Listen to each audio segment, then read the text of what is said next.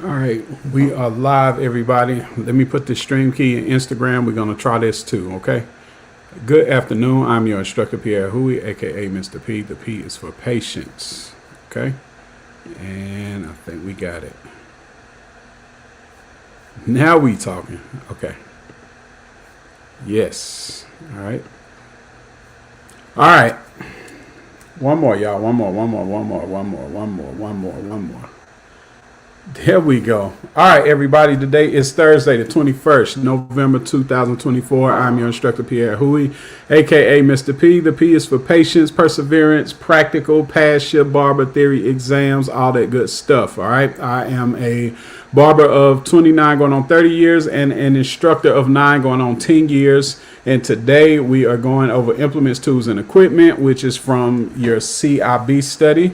All right, we are doing public study. For those of you that have been following me, I do have, for those of you who have not been following me, I offer classes. I offer paid classes. We do free public study where we just go through all general concepts in the book.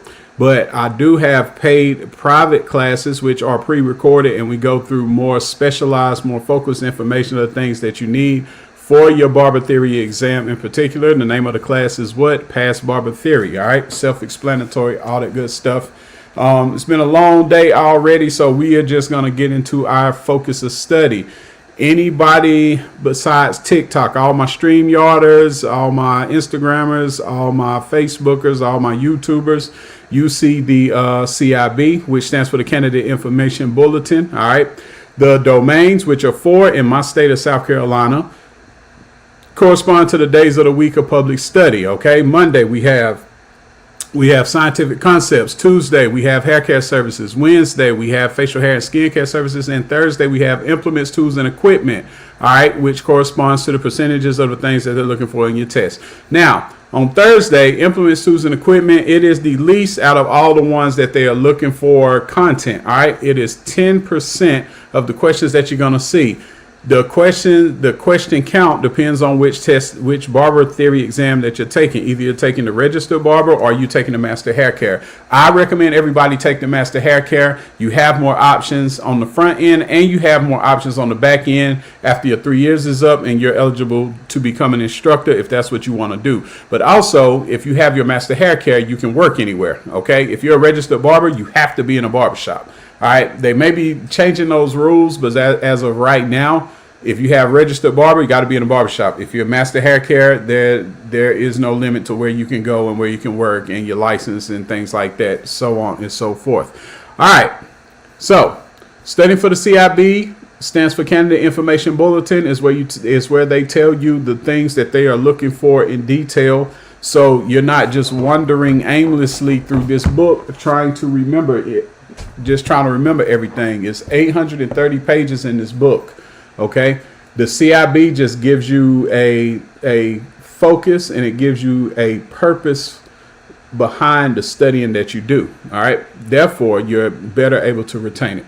Okay. Implements, tools, and equipment. You only have 2 points of contact. A, identify the function, purpose, and care of tools used in hair services. That is equipment, implements, supplies and materials, and electrical tools. Okay, they basically tell you what's the difference between equipment, implements, supplies and materials, and electrical tools right here. All right, so equipment, things counts as like a chair or a workstation, things that's not going to move. All right.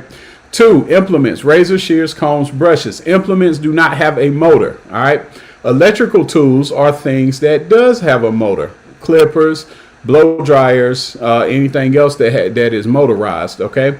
Then 3, supplies and materials. That is towels, drape, neck strips. Those are secondary things that aid in the primary function of what you're going to do as far as the services that you're going to provide. Okay. All right. B, understand and apply safety and sanitation practices for use of implements and equipment. All right, I'm going to give y'all some game. Out of all of the use of implements and equipment, the main one that they're going to be asking about for your theory, for your barber theory, is going to be the razor. So let's talk about the razor. Okay. And I'm going to remove that from the stage. We'll bring it back if we need to. Just leave something in the comment. All right, let's talk about straight razors. All right, it is the sharpest and the closest cutting tool. And razors are used for facial shaves, head shaves, neck shaves, finish work around the sideburn and behind the ear areas, and hair cutting. The razor of choice for professional barbering is the straight razor. That is a high percentage question. Safety razors are not used to perform barbering services in the barber shop. All right. I disagree with that. I have seen safety razors for different things, particularly man units, but that's another story for another day. All right. This is about what the book wants, so we are going to stick with the book. The two types of straight razors used in barbering are the changeable blade straight razor and the conventional straight razor. What is the difference? One of them has a changeable blade, the other one does not, period. All right. Both may be purchased with a razor guard for use in razor cutting the hair. Selecting the right kind of razor is a matter of personal choice. The best guides for buying high quality razors are as follows. Consult with a reliable company representative, consult with a more experienced barber, and experiment. Okay. Avoid judging a razor simply on color or design. Neither one of these characteristics provides a true indication of the razor's caliber as a cutting tool. That I do agree with 100%. And it's really like a trial and error thing. All right. Identify the parts of a straight razor. Structural parts of the conventional and changeable blade straight razors are basically the same, except in the blade area. The conventional razor has a blade and the changeable blade razor has a blade holder for the blade. Thank you for that, whoever gave me the hug emoji. Therefore, the structural parts of a straight razor are the head, back, shoulder, tang, shank, heel, edge, point, blade or blade holder, pivot, and handle. All right. How many points of the razor is that? 1, 2, 3, 4, 5, 6, 7, 8, 9, 10, 11. All right, I'm going to say them again. The head, back, shoulder, tang, shank, heel, edge, point, blade, pivot, and the handle. All right. Any of you guys that got your book, you will turn to page 119 so you can see a diagram of those. Found out from the Zoom call the other day, I can't really show that diagram, so you're going to have to find your own diagram when it comes to us doing public study online, okay? Can't show copyrighted materials and things of that nature, all right? I'm not trying to get a cease and desist. Okay.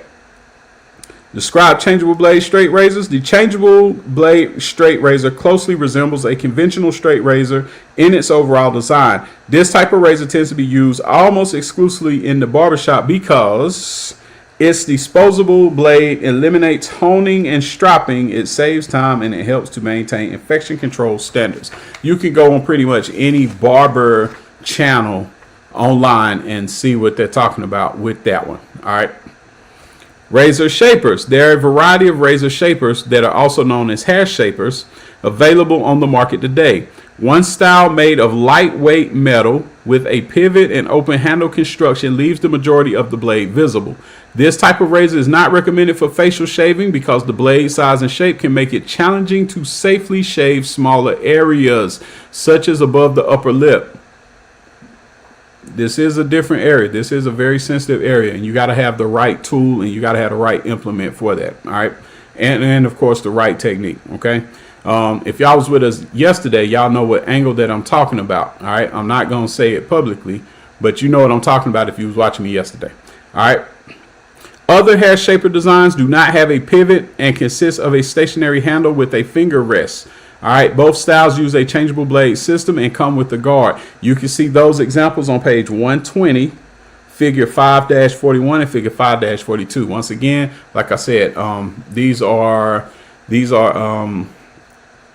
examples that yes, sir, you got it. 30 degrees is correct. Yeah, I can't show the actual diagrams. All right, that's against the rules a little bit. It's a gray area, but look, I'm not trying to get in trouble for anything. But I'll just tell you this: Milady Standard Barber 6th edition. It is on page 120, and you can find that diagram of what you need to see. All right, to follow the manufacturer's directions for changing the blade. There are several changeable razor models available. Each will have its own design for holding the blade in place. Therefore, the method for replacing the blade will vary depending on the model. All right. Okay, we're going to skip holding the straight razor because that corresponds to a different part of the CIB. What we are going to talk about are conventional straight razors. All right. The conventional straight razor requires honing and stropping to maintain its cutting edge. This razor is composed of a hardened steel blade attached to a handle by means of a pivot. The handle may be constructed of hard rubber, plastic, metal, or new polymer materials. Okay. Here's a few things to consider. Let's see. Yeah. A few things to consider, and then we're going to cut it short on this one. All right. This is a short chapter. All the points of contact are short, so we're going to keep the video short. All right. Razor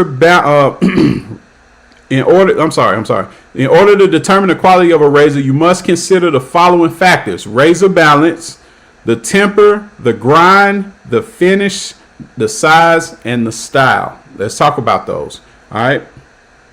Cool. Razor balance refers to the weight and length of the blade relative to that of the handle. A straight razor properly balanced when the weight of the blade and handle are equal. Remember that. Proper balance of the razor allows for greater ease and safety in handling the razor during shaving. Opening the razor and resting on the index finger at the pivot will test the balance of the razor. If the head of the razor moves up or down, the razor is not well balanced. That is a test question, medium percentage. But don't be surprised if you see something talking about the balance of the razor. All right. Razor temper. Tempering the razor refers to a special heat treatment included in the manufacturing process. When a razor is properly tempered, it acquires the degree of hardness required for a good cutting edge. Razors can be purchased with a hard, soft, or medium temper. The barber should select the temper that produces the most satisfactory shaving results. For me, it's the tougher tempers that tend to work for most of my clients. They tend to have very resistant hair, especially when it comes down to actually shaving it. All right. The barber should select the temper that produces the most satisfactory shaving results. While hard-tempered razors will hold an edge longer, they are difficult to sharpen, which is true. Conversely, soft-tempered razors are easier to sharpen, but the sharp edge does not last long. That's why I'm not a big fan of those. For those reasons, many barbers prefer a medium-tempered razor. Medium is your best bet. They got the best bang for your buck. But if you got somebody that's got resistant hair, especially at the root and at the base where the hair meets the skin, etc., etc., etc., a hard temper edge is gonna be your better bet. Okay. Kitty1231, how are you today? Welcome to the live. All right. Razor grind, high percentage. High percentage. I've seen this in a few questions. Okay. Grind of a razor is the shape of the blade after it has been ground. There are two general types. You got concave and you got wedge. Let's talk about both. Concave grind, often referred to as the hollow ground, is available in full concave, 1/2 concave, and 1/4 concave forms. The back and edge of the razor looks hollow, being slightly thicker between the hollow part and the extreme edge. Many barbers prefer the hollow ground razor since the resistance of a beard can be felt more easily and alerts the barber to check the sharpness of the cutting edge. I tend to like that about those two. Although the 1/2 and 1/4 concave grinds are less hollow than the full concave, the outside dimensions of the blade appear the same. All right. Then you have the wedge grind. It is neither hollow nor concave. Both sides of the blade form a sharp angle at the extreme edge of the razor. Most older razors were made with a wedge grind. Although learning how to sharpen a wedge grind may be a challenge, once it is mastered, this grind produces an excellent shave, 100%. If you learn how to use a strop in a hone, it's no competition. The wedge is considered like one of those old school razors. All right, that's what we would call it, an old school razor. It is especially preferred for men with coarse and heavy beards. All right. Next, we're going to talk about the finish. The finish of a razor is the polish of its surface. This finish may be plain, polished steel, or plated with nickel or silver. Of these types, the crocus or the polished steel finish is usually the choice of the discriminating barber or the picky barber. All right. Although the crocus finish is more costly, it lasts longer and it does not rust as easily as other finishes. Metal plated razors are undesirable because the finish wears off quickly and may hide poor quality steel. All right. So a lot of this stuff is more so for somebody that's using this razor on a regular basis. You know, you're using it anywhere from 5 clients and up on a regular basis, a couple days out the week. This is the time that you need to be more persistent with all of these different parts of the razor. But we're going to talk about them because you're going to see a bunch of this stuff on the test. All right. Razor size. The size of the razor measured by the length and width of the blade. The width of the razor is measured either in eighths or 1/16 of an inch, such as 4/8 of an inch, 5/8, 6/8, 7/8, etc., and 9/16 of an inch. Two of the most common sizes are the 5/8 and the 9/16. The 5/8 inches being the more popular. Razor style. Style of a razor indicates its shape and design. Modern razors have such features as a back and edge that are straight and parallel to each other, a round heel, a square point, and a flat or slightly round handle. To avoid scratching the skin, the barber usually rounds off the square point of the razor slightly by drawing the point of the razor along the edge of the hone. And again, if you need to see an example of that, just type it into Google, type it into YouTube. It'll show you a few of those things. Hey, sis. Good afternoon. Happy Thursday to you. Razor care. Razors will maintain their quality if care is taken to prevent corrosions of the extremely fine edge. After use, a razor should be cleaned, stropped, and a little oil applied to the cutting edge. Be careful not to drop the razor, as doing so may damage the blade. I have seen it firsthand. All right. When closing the razor, be careful that the cutting edge does not strike the handle. If the cutting edge strikes the handle when closing the razor, it may indicate that the handle is warped or that the pivot is too tightly riveted. The barber's toolkit should include several high-grade razors so that a damaged razor can be replaced immediately. Okay? What's up, Jen? How you doing? Shark, what's going on? All right, y'all. That is our time for today. We talked about the razor. You can go back. Like I said, these are pages 119 to 122, and you can tune in next week on our Thursdays where we go through implements, tools, and equipment, which is 10% of the domains that they're looking for through your CIB, which stands for the Candidate Information Bulletin and all that good stuff. All right, I'm gonna jump off of here. Got more in store for today.